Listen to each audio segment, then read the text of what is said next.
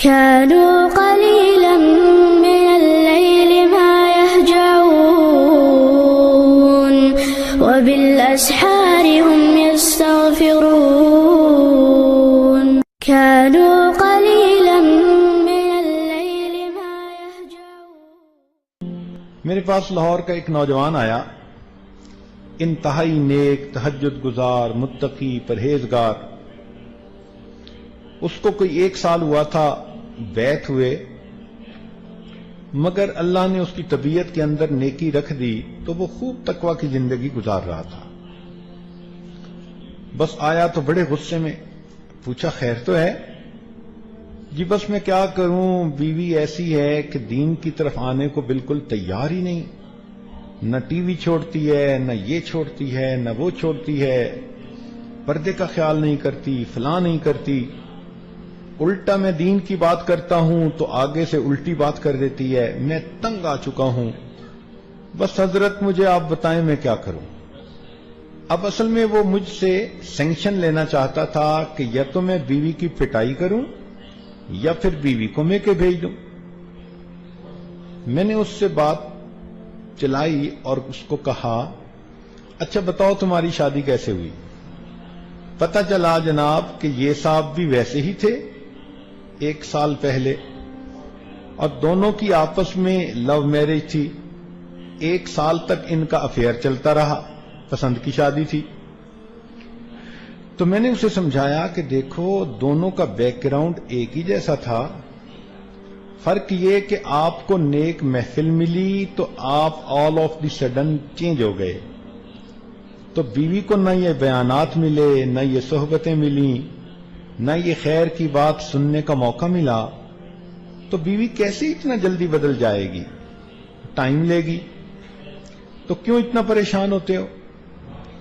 کہنے لگا جی بس میں کیا کروں، بہت ہی بے دین بن گئی ہے، بہت ہی زیادہ وہ فاسقہ ہے، وہ بار بار یہی بات کرے.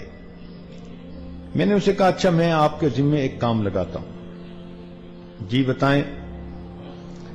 میں نے کہا کہ یہ بتائیں کہ کبھی آپ نے کھانا کھاتے ہوئے اپنی بیوی کے منہ میں لقمہ ڈالا؟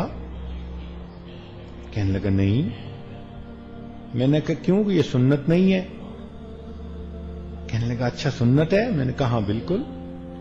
جاؤ اور جب کھانا کھانے بیٹھو تو جو مٹھائی کا ڈبہ دسترخوان پہ پڑا ہو اس میں سے ایک گلاب جامن اٹھا کے آج اس کے منہ میں ڈال دینا.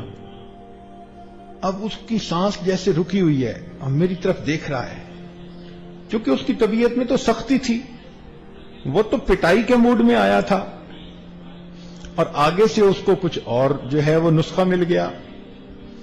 وہ بار بار میری طرف دیکھے، حضرت اس کے منہ میں ڈالوں تو اور کیا کرنا ہے تم نے، جاؤ جاؤ کہ اس پہ عمل کرو. جی حضرت.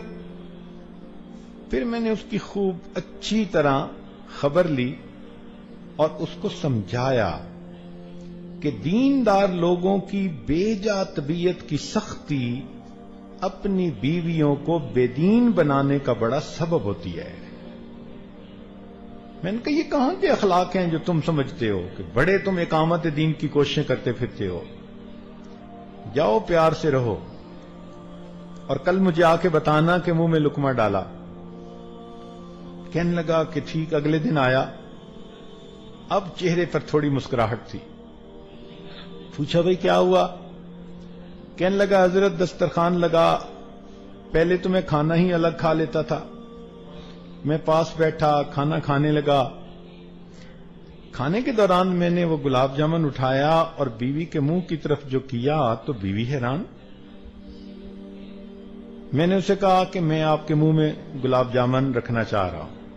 کہنے لگے خیر اس نے لے لیا، لیکن یکدم اس کی کنڈیشن بدل گئی.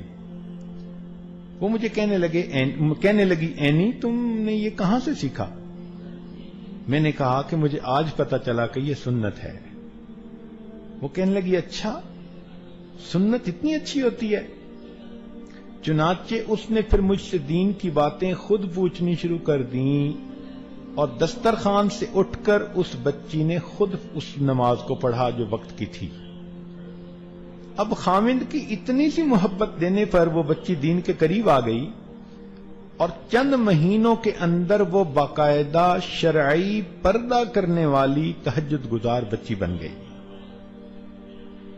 تو خاوند اگر محبت و پیار کے ساتھ رہے تو بیوی کیوں نہیں اس کی وجہ سے اپنی زندگی کو بدلے؟ درمیان میں کوئی نہ کوئی مسئلہ ہوتا ہے۔ یہ بھی دیکھا ہے نیک دیندار لوگوں میں کہ اکثر و بیشتر ان کے گھروں میں آپس میں محبت و پیار ہوتا ہے، یہ دین دلوں کو جوڑتا ہے۔ اللہ تعالیٰ فرماتے ہیں ان الذین آمنوا وعملوا الصالحات سیجعل لهم الرحمن ودا، کہ جو لوگ ایمان لا کر نیک اعمال کریں گے اللہ ان کے دلوں میں محبتیں بھر دیں گے۔ اس لیے میں نوجوان بچوں کو سمجھاتا ہوں کہ اگر تم پرسکون زندگی گزارنا چاہتے ہو تو گھر میں دین کا ماحول پیدا کر لو۔ دینی ماحول کی وجہ سے دلوں میں محبتیں پیدا ہو جائیں گی۔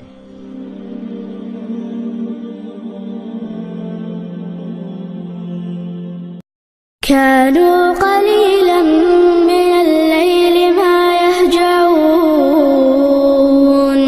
وبالأسحار هم يستغفرون